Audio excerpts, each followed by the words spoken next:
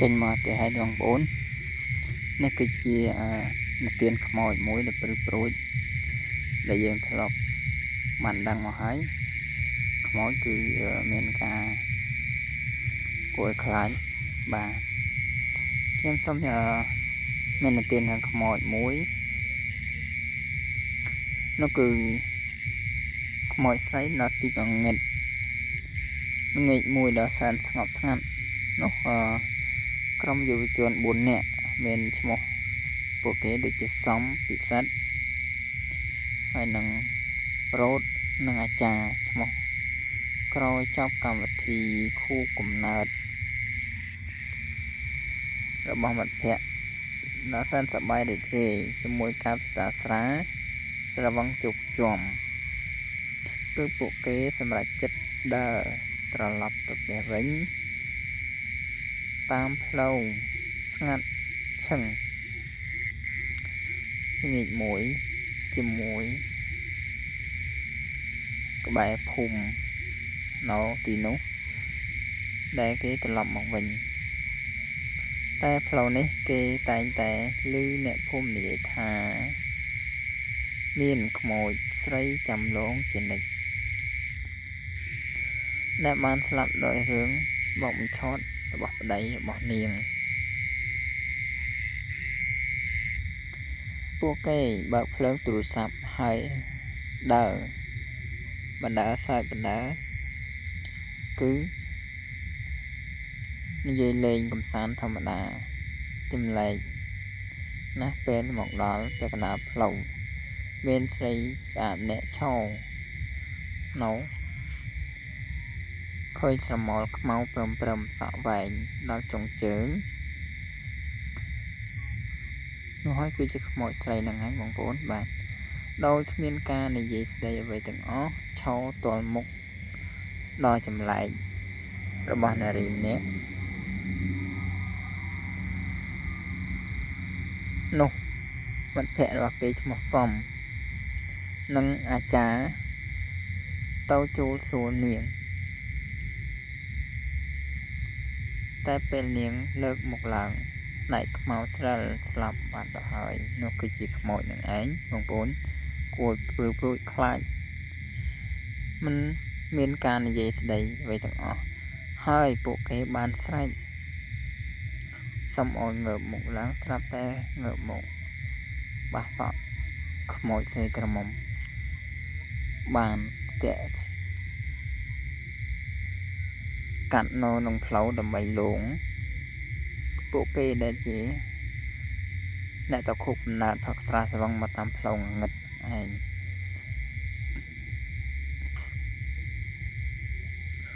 រត់រត់ទៅបើកមុខហើយពិសិដ្ឋរត់ទៅជើងភ្នំតែសោះមានសំណាងគេគឺត្រូវខ្មោចនោះខំនឹងស្រូបប្រលឹងអស់ចូលទៅក្នុងព្រៃឯក្រុមនៅសល់ក៏រត់ក្បែរផ្ទះអ្នកជិតខាងអ្នកភូមិនឹងឯងគិតដល់ឆ្ងាយគិតដល់ឆ្លងភូមិចឹងមករត់ចូលផ្ទះអ្នកភូមិនៅក្បែរនោះព្រឹកថ្ងៃស្អែកអ្នកភូមិចេញរកសាកសពរបស់មិត្តភក្តិគេដែលបានបាត់ខ្លួនគឺរកឃើញសាកសពគ្មានបេះដូងនៅក្នុងព្រៃស្បែកខ្មៅសង្ងាត់នោះគឺជាមិត្តភក្តិរបស់គេដែលបានបាត់ខ្លួនពិសិដ្ឋមានឃើញស្នាមខ្មោចនិងឃើញដៃខ្មោចស្នាមដៃខ្មោចប៉ះទៅលើខោរបស់ខ្លួនដល់ពេលនោះគឺស្នាមប្រឡាក់សដូចជាចាប់នឹងម្សៅនឹងឯងបងប្អូនបាទ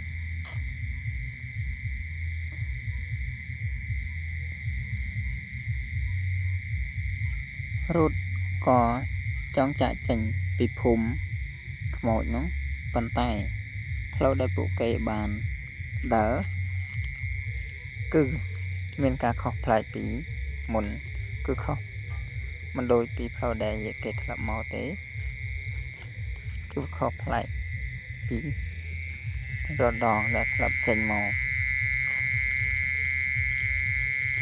Rồi đây bộ kệ bạn đỡ nó cười mình đôi mình tiệt tệ kia hạ bay đôi chí mình nè nằm tổ ôi chúa còn lại break mode rồi nào chẳng bạn nó cứ chế mode nằm flow chẳng aiពេលដល់ជប់ម្ដងវិញទៀតសំឡេងនោះស្រីកំពុងស្រែកឆ្លោះនឹងសំមានការជំនួយដល់ពួកគេមានកើតឡើងក្នុងស្ពានចាស់ផ្លូវនោះឯងនោះអាចារ្យអ្នកមិនដែលជឿនឹងរឿងខ្មោចលងនោះទេដែលចេញរកមិត្តតែបានឃើញនឹងសម្លៀកបំពាក់ស្រីដែលបានស្លាប់ពាក់ដោយអសោចមកពីមុខហើយក៏ស្រមើលស្រមៃថាអារម្មណ៍ស្មោះត្រង់ចំពោះនាងនោះជាងនោះតាមពិតនាងគឺជាខ្មោចទេប៉ុន្តែកាត់សម័យជាមួយនឹងនាងខ្មោចនឹងឯងបងប្អូនបាទ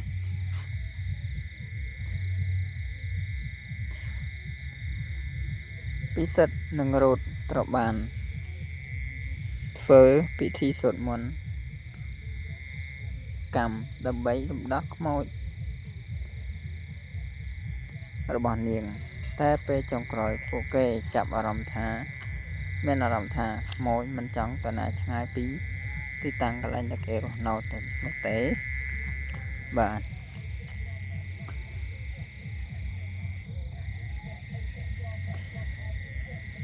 នាងចង់ឲ្យមានអ្នកជំនួសនៅកន្លែងគេជានិច្ចទំនឹងការចាប់ពិធីសាស្ត្រនោះមានសំឡេងក្មេងស្រីថ្មីនៅក្រោមស្មៅស្ងួតហើយបងអួតថាខ្ញុំនៅទីនេះរ៉ៃថាខ្ញុំនៅទីនេះជារៀងរហូតនោះជាសំឡេងខ្មោចដែលបានបំលែងខ្លួនពីខ្មោចរបស់ស្រីក្រមុំតជាខ្មោចក្មេងដើម្បីបន្លំខ្លួនថាពួកគេមិនចង់ចាក់ចេញពីកន្លែងចាស់គេទេអញ្ចឹងមានន័យថាគេនឹងនៅបន្តនៅទីនោះតទៅទៀតបាទសូមអរគុណសម្រាប់ការតាមដានរឿងនេះនិងស្ដាប់អរគុណដែលបានតាមដាន